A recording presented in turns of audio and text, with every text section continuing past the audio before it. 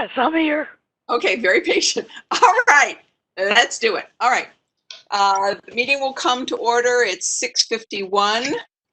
This is Jill Spear, Chair of the Library Board, and I'd like to welcome you to the virtual May 18th meeting of the Library Board.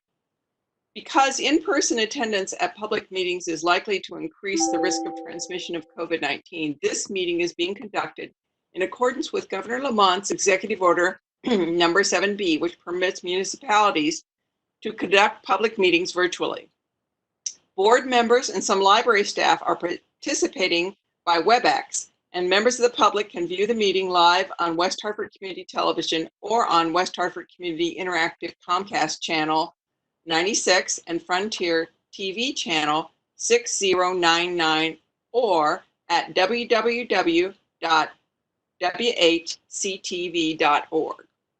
This meeting is also being recorded for on-demand viewing, which will be available on the town and the library's websites.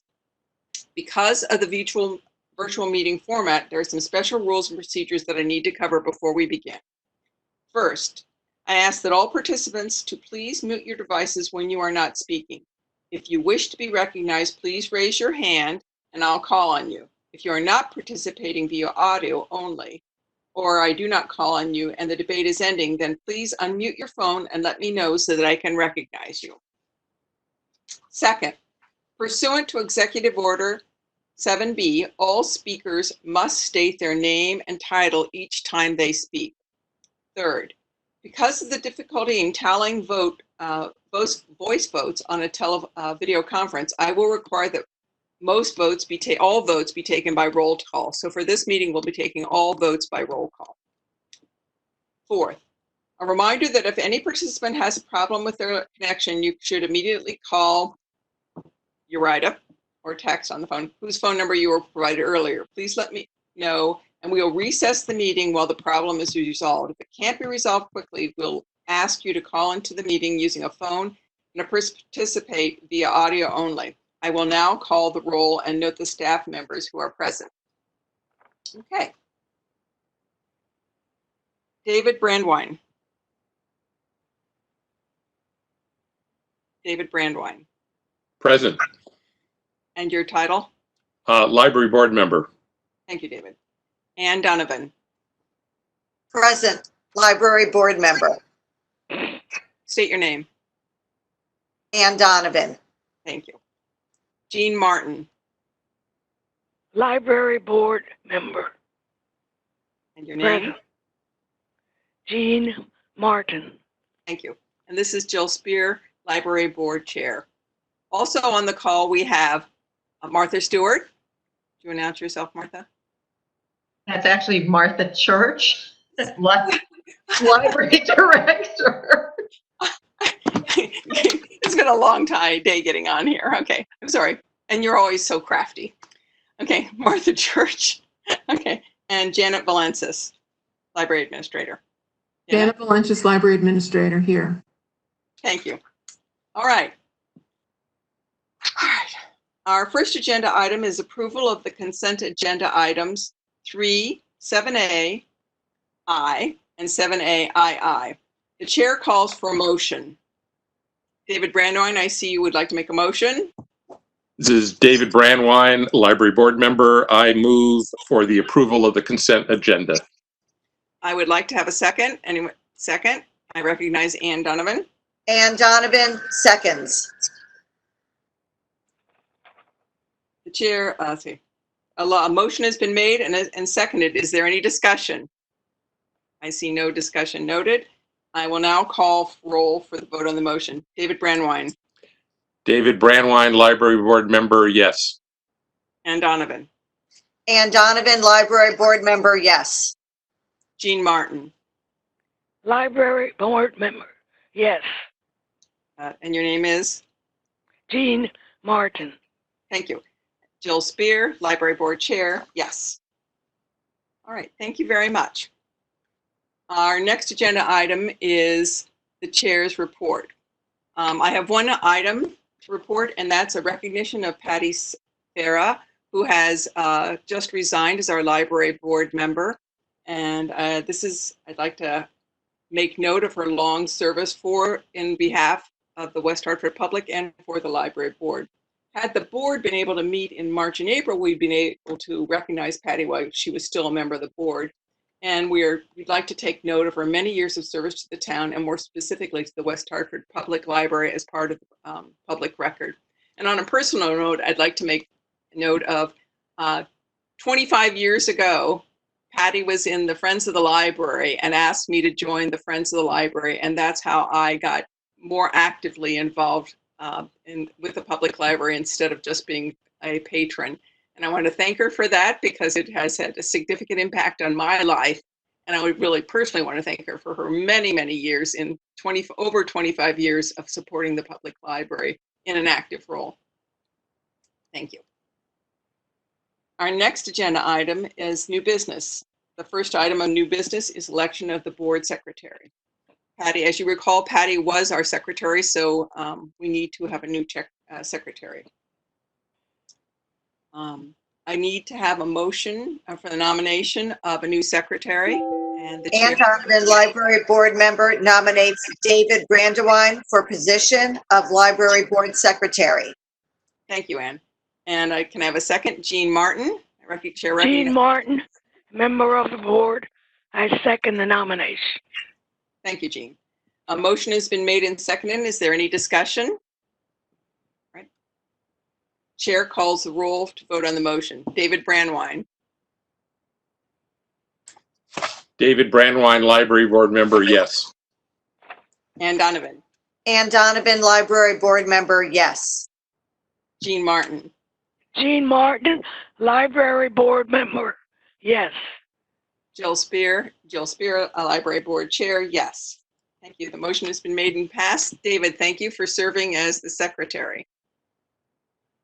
Our next agenda item is the program policy revision, and this is a revision to the program policy for the library.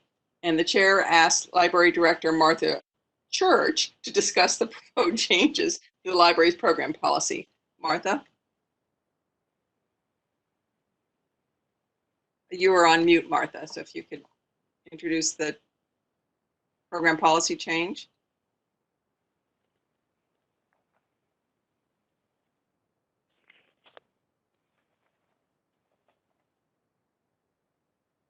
Except just one moment here while Martha gets policy in front of her.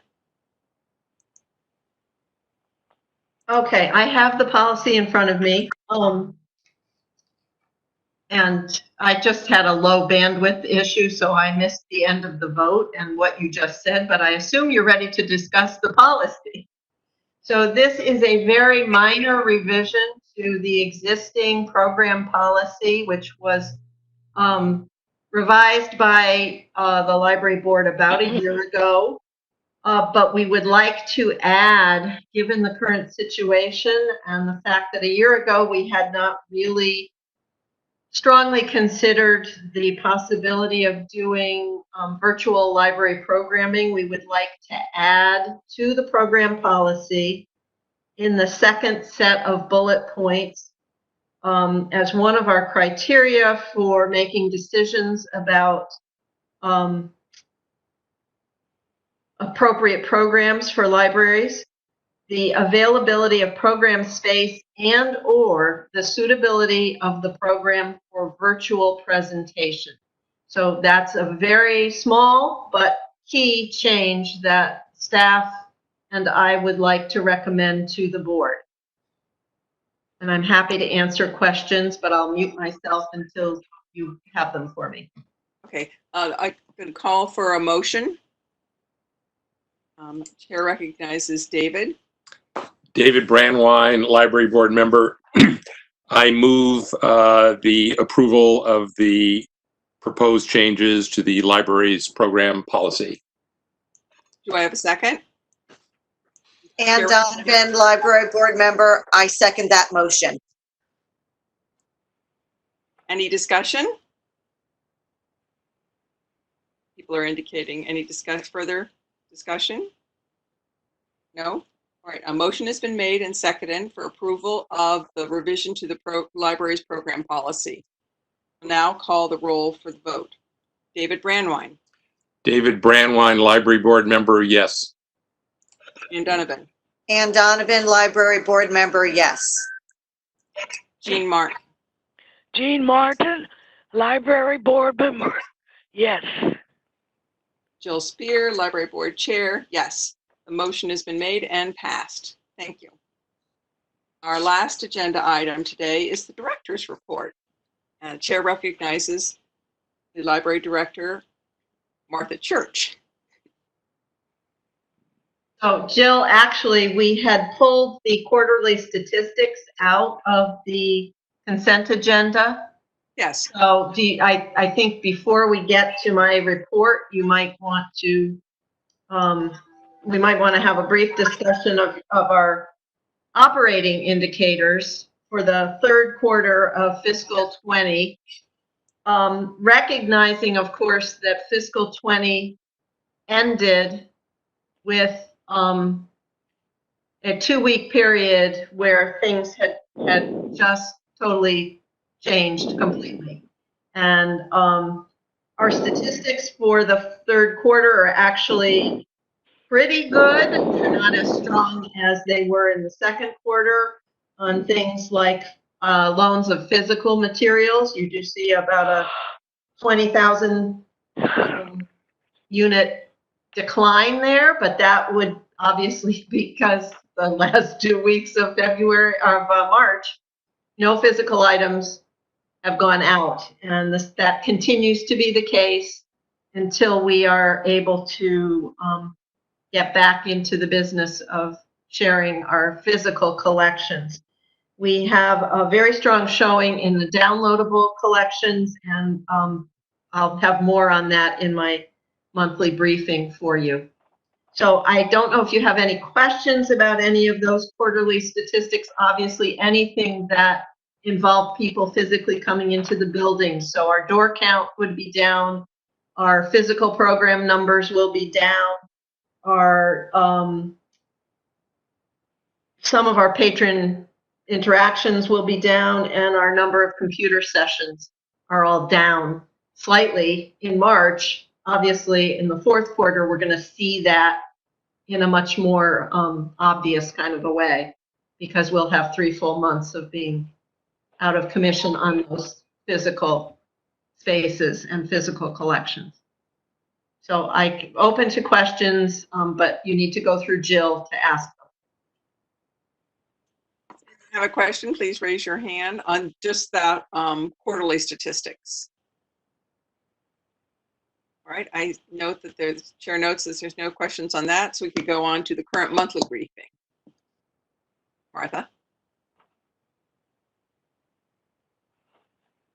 Okay, so current monthly briefing. First of all, I want to bring you up to date on the library budget. As I believe you all know from the local news and from town websites and some individual communication with me, the libraries were originally slated for about a 9% decrease in our operating budget proposed for fiscal 21. That was a change to the budget that we had, you all had talked about and we had discussed in at our February meeting, which was effectively a flat budget from last year. And that's what the town manager originally proposed to the council on March 10th. However, about a month later, I can't remember the exact date, he went back to the council with a revision of the town budget, and that did include this 9% reduction to the library's temporary payroll allocation. However, we had a huge outpouring of support from the public for the libraries during the budget process. A number of people contacted the town council members during the public hearing period, and both in writing and on the phone at the televised public hearings. And that was not only very heartwarming to me and to all the library staff, and I hope to all of you, and we are extremely grateful for that, but what it did was sort of change the dynamic, and the town manager went back to look again at the library's budget, and we had a certain amount of the funding restored, and we're only looking now at the budget that was passed last week is only about a 2% reduction, and it's not wholly in our temporary payroll lines. It's been spread around a little bit more. What this budget will allow us to do is to, when the time comes to open up more fully to the public and to go back to something resembling our pre-emergency operating model, we will have the funds to support that. If we can't go back to the pre-emergency operating model, I anticipate that there would be changes to an operating model that also would require funding. So this allows us flexibility, and I think will mean that the library can continue to find creative ways to meet the needs of our community during this period. And I wish I had a crystal ball and could tell you what that would look like, but I can only tell you pieces of it, and I will continue to do that in my report. So first of all, after having said that about the budget, I want to talk a little bit about the services we have been providing since the library's shut down. We have been operating as the town communication center. And as of about 2 o'clock this afternoon, we have fielded over 1,685 inquiries from the public. About 35% of those have dealt with other town departments and other town department operations. So people are calling us, they are getting a live person on the phone who can then direct them to the appropriate department or give them information that we've gotten from those departments about what is going on and how they can interact with those departments to, again, access the services they're looking for. Another 35% of the calls have dealt specifically with library operations, our hours, whether our book drops are open, how are we handling fines, all of those things, and then also how to access our online collections, which have been a very important part of what we're offering to the public during this period of time. So that's been an important part of the service that we're doing that. That's all staffed by our professional staff. They work in teams of 3. They're all working remotely. The phone lines are transferred to their home lines or their cell phones. And they're assigned in 2-hour shifts to take either of the main 2 phone lines or to handle the email, text, and chat functions. And we added text and chat, which are 2 different things, during this period of time. So those are new services that we have provided to accommodate the public and to make it easier for them to get in touch with us.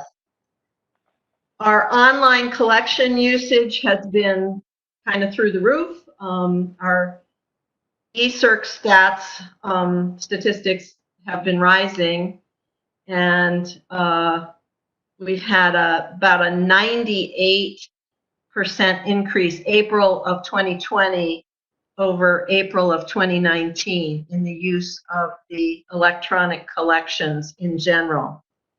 We've seen about, let me find where I put this, just a minute.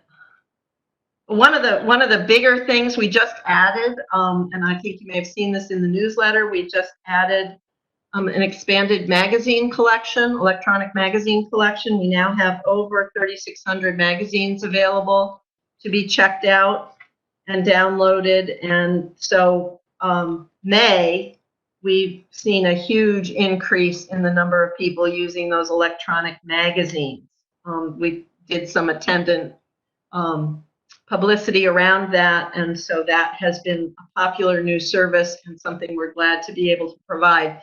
We were looking to roll that change was one that was already in the works, and we were looking to roll it out in July, but we rolled it out early figuring that this is the time when people are looking to use those collections.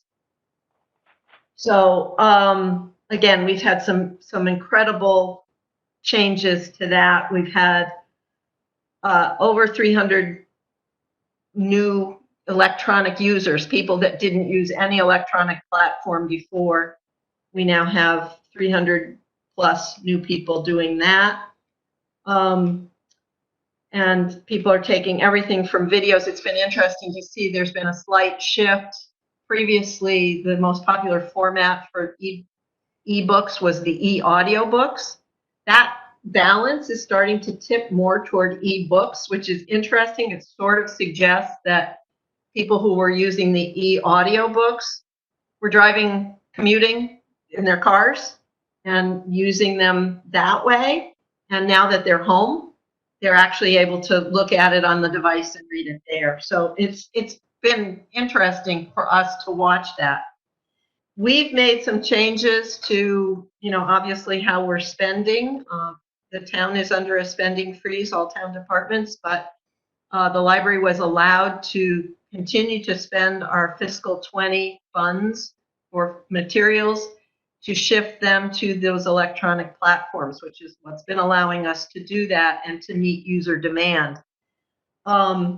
We have a staff member, Rebecca, whom many of you know because she's been to one of our board meetings in the past, who has been looking carefully. She keeps a close eye on, first of all, any deals that are coming to us. Various publishers are making more things available, and the platforms themselves are making an increased number of titles available. For example, Hoopla has been offering something called bonus borrows.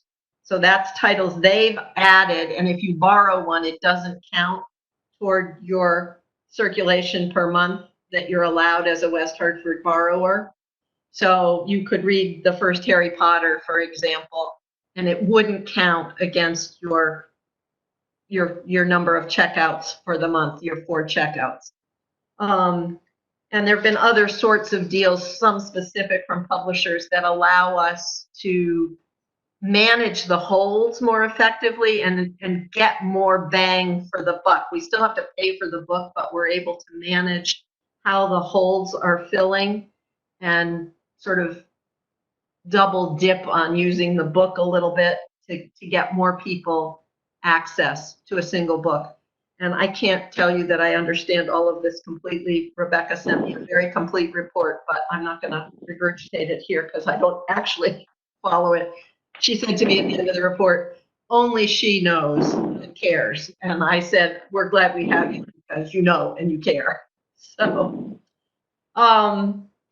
virtual programming, we have that going for both adults and for children.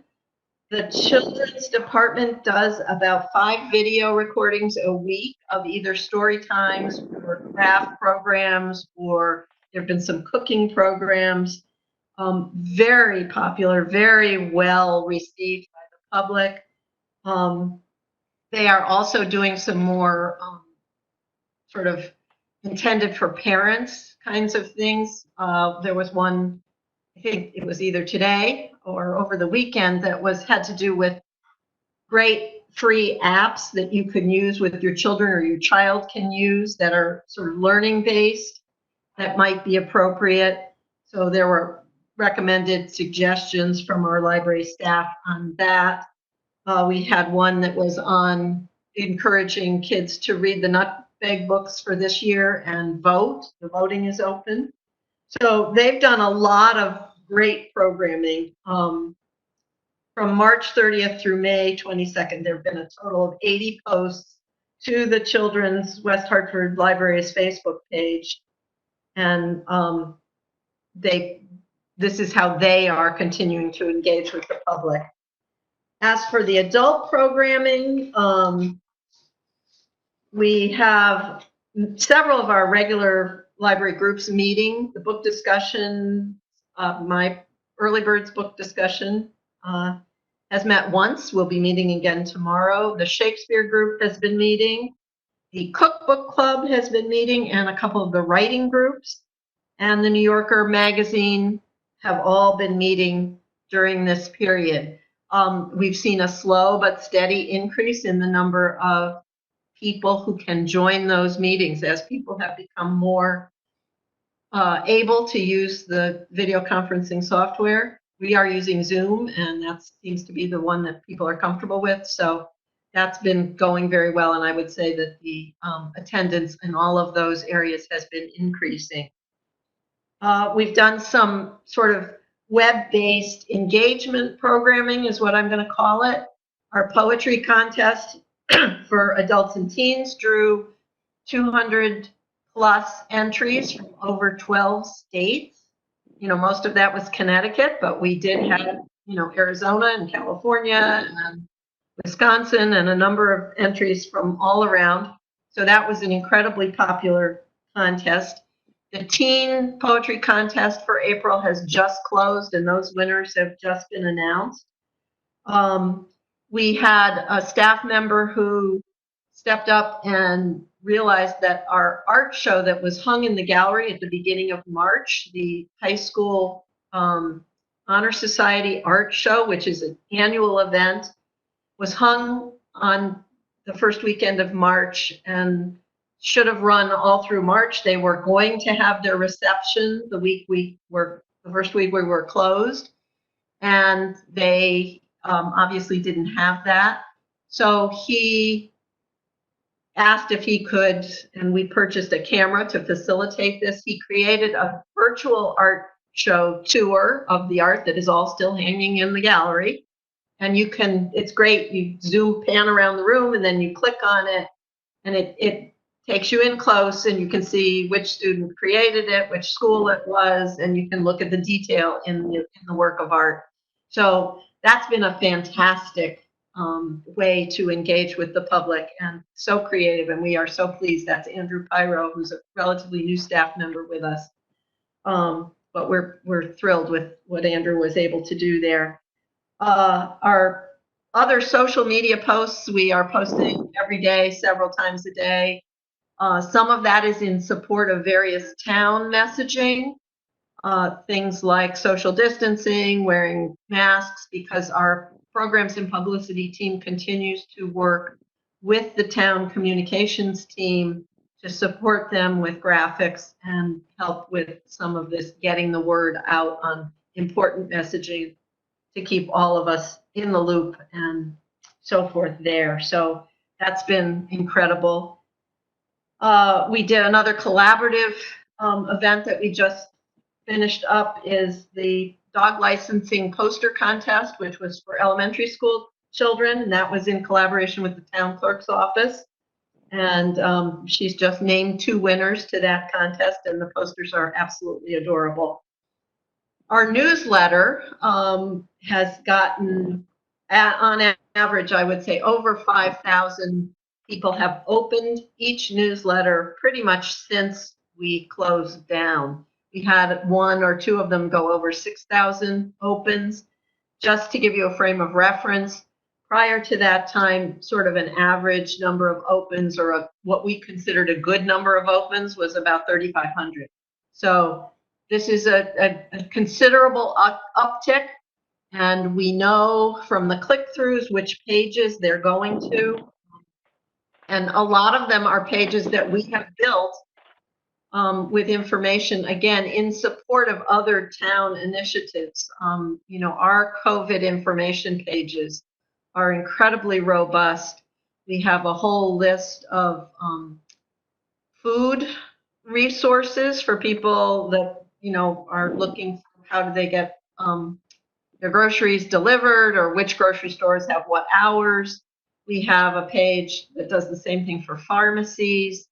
And those have been very popular pages. They're getting a lot of clicks, and it's library staff that built them and is maintaining them by making regular phone calls to check that the information is still valid. So we really feel that we are meeting our primary mission, which is to connect people with information and ideas. And it feels good.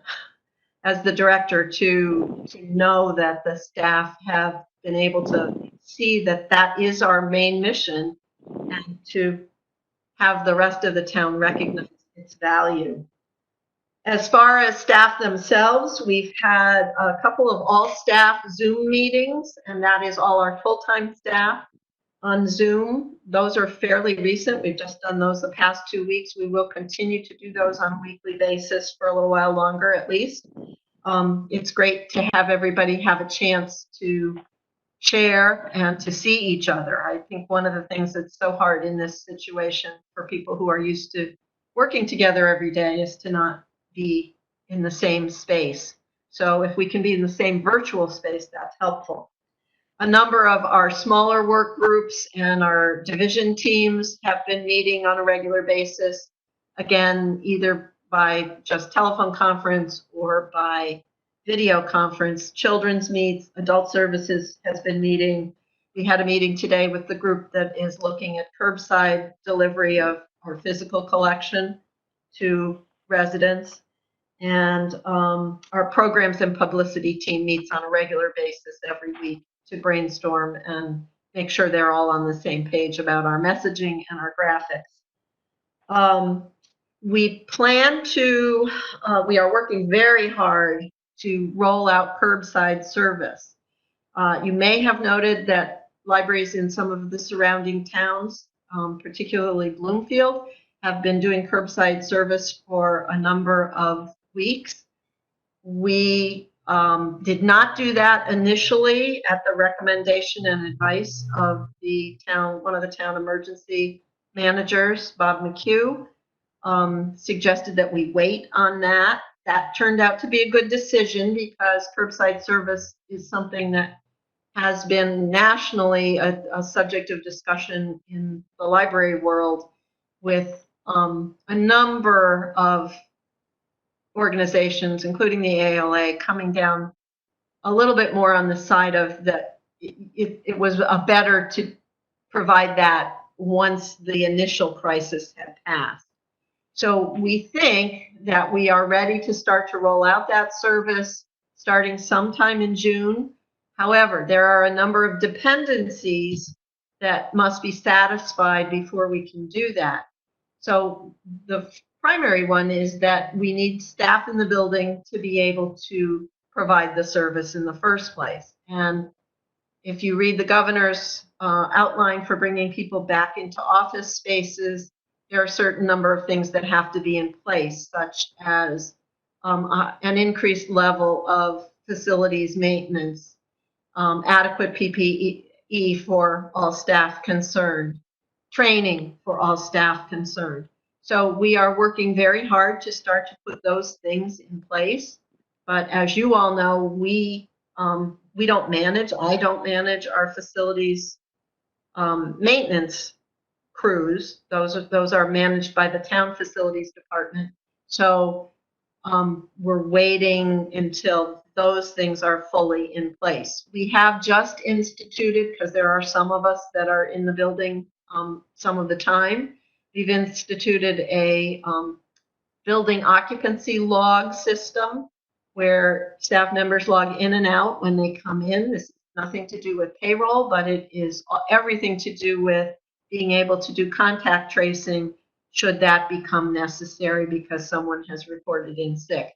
So that's not just library staff, but anybody else, town staff that are coming in to, check our air conditioners or, do any work on the building.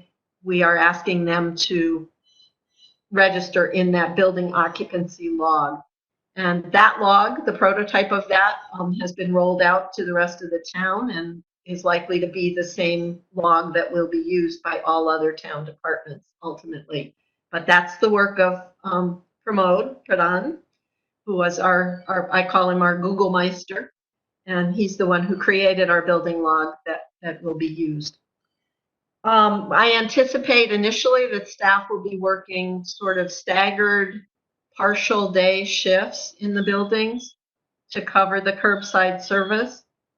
And we'll kind of go from there. I mean, all of this is a work in progress, and the rules of the game, as you all well know, change every day. So that's my anticipated plan for now. We are working very hard with the town to make sure that we're consistent with all the other practices for the other departments. And I'm happy to take questions about that, but I'll mute myself and let you all ask those questions through Jill. So can someone, if you'd like a question, Chair recognizes David Brandwine. David Brandwine, Library Board member. First, just a couple of comments. Martha, number one, we obviously thank you and the staff for the unbelievable work you've done since this whole situation started, and the creative steps you've done to keep as many people informed and able to use the library services as possible. So thanks, and thank the staff. Also, I just want to thank everybody in the town, like you mentioned, who commented on the proposed budget, because it was definitely heard. I think all but one of the phone-in comments during the public comment period were about the library. And I think there were 55 or 60 written comments, and almost all of them were about the library. So for those of you out there in virtual land, thank you for your comments supporting the library. We really appreciate it. Just one, hopefully, quick question. Martha, have you seen, since we've been closed, in the phone calls to the library or in comments you or other staff have received, any significant distinctions in needs virtually between like Faxon and Bishops or the main branch, or is everybody pretty much in the same boat in terms of patron needs? So Martha Church, Library Director. Good question, David. I wouldn't say that it breaks across the branch lines, because when someone calls, we don't typically ask them what's the library you use most commonly or where do you live. The single biggest need outside of access to either electronic or physical library materials is the need for the public computer, a free public computer. And so that's the thing that is weighing heavy on my mind and on all of our hearts, because we know that in this period of economic turbulence, this is of critical importance for people who need to apply for unemployment or access health insurance or, you know, start looking for a new job. And it's a service that unfortunately right at this moment we cannot provide, because we're just, again, all these dependencies that I was talking about prohibit us from inviting the public back into our buildings. In the timeline that exists in my head, I would hope that by midsummer, we might be able to start to offer the option of having people make an appointment to come in and use a computer for an hour to do some of those tasks. This is a point where we would still be talking about very limited building occupancy. We would have to have cleaning protocols in place that would keep everybody safe. We would be expecting those coming in to use those computers to be wearing masks. We would need to build in time during the day for staff to clean the workstations.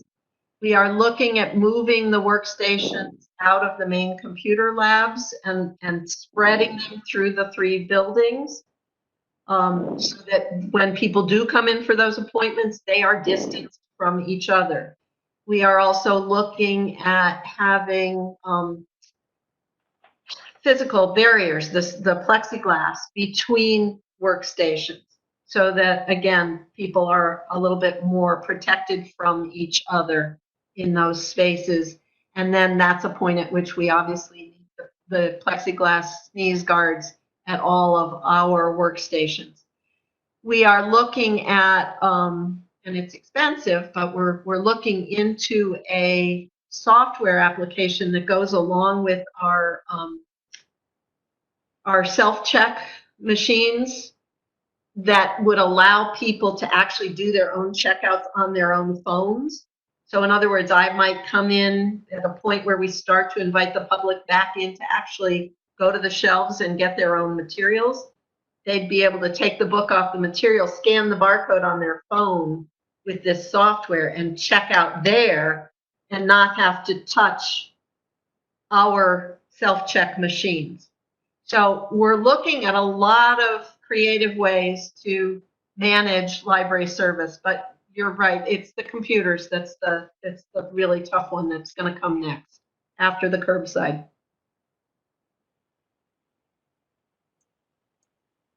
Other discussion items?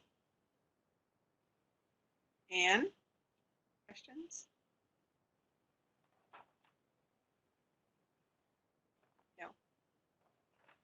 Anne, I think you're on mute still. If it recognizes Anne, if you're There we go. there you go.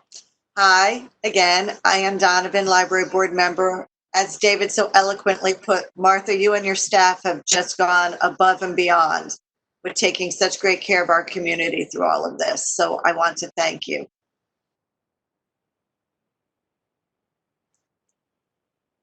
Thank you, Anne. The chair recognizes Jean Martin. Jean Martin, board member, I'd like to thank you for all that you've done. Where are we? Thank you, Jean and Anne. Right, if there's no further discussions, I'd like to add my own 2 cents in here and thank you to the library board for everything, or the library board members for having this first virtual meeting. And even though we had some little technical hiccups to start on time, we made it through and been great. And I want to thank the library and the library staff for all they've been doing. I mean, they basically stepped up to not just provide the services to the town, but also take a leadership role in the town. Is, you know, clearly what they're doing is not just even providing the communications center, but the sneeze guards, and setting an example for that, you know, that other departments are adopting. And so I just think they're doing a phenomenal job, and under not the easiest of circumstances at all. So thank you, Martha. And if you would send our thanks on to the staff, we really do appreciate everything you guys are doing. So if there's no further discussion, I'd like to see if we have a motion to adjourn the meeting. Chair recognizes David Brandwine. David Brandwine, Library Board Member. I move the Library Board meeting be adjourned. Do I have a second? Jean Martin, Library Board Member. I second the motion. Thank you. A motion is made for adjournment and seconded. All those in favor? David Brandwine. David Brandwine, Library Board Member, yes. And Donovan. And Donovan, Library Board Member, yes. Jean Martin. Jean Martin, Library Board Member, yes. And Jill Spear, Library Board Chair, yes. During the meeting, our next meeting will be, assuming there's no special meeting set up, it is June 22nd. Thank you all. Thank you, Jill.